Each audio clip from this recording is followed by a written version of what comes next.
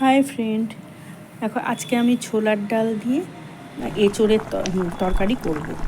তাই এঁচোড় তো বাড়িতে কাটা সবার পক্ষে সম্ভব না, সবাই এখন ব্যস্ত জীবন।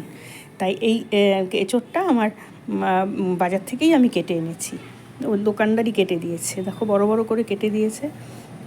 ওটাকে এনে আমি লবণ হলুদ দিয়ে একটু ভাপিয়ে নিয়েছি। আর এক পোয়া ডাল আর 2 পোয়া জল দিয়ে আমি প্রেসারে সিটি মেরে রেখেছি। এবার একটু তেল দিয়ে এর মধ্যে শুকনো লঙ্কা, তেজপাতা সব এক এক করে ফোড়ন দিয়ে, এঁচোড়ের তরকারি তো সবাই খেতে ভালোবাসে, কিন্তু এটাতে কাটা বা রান্না করা খুবই এখন ঝামেলার ব্যাপার হয়ে যায়।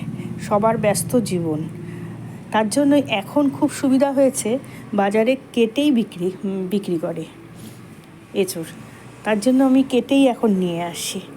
এবার দেখো, এবার জিরে, গরম মশলা, তারপর শুকনো লঙ্কা, তেজপাতা দিয়ে এর মধ্যে একটু আদা দিয়ে দেবো।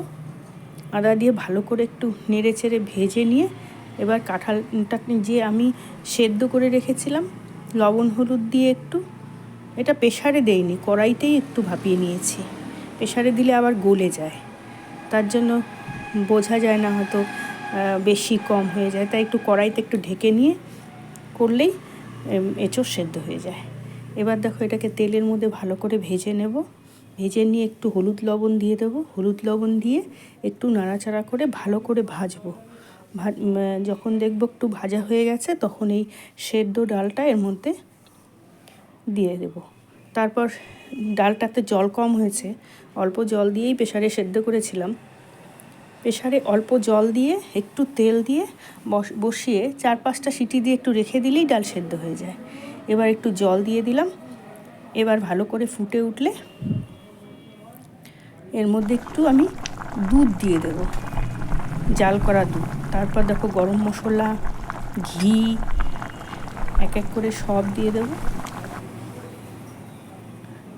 একটু চিনি দিয়ে দেবো স্বাদ অনুসারে, সব দিয়ে এবার ভালো করে ফুটতে দেব।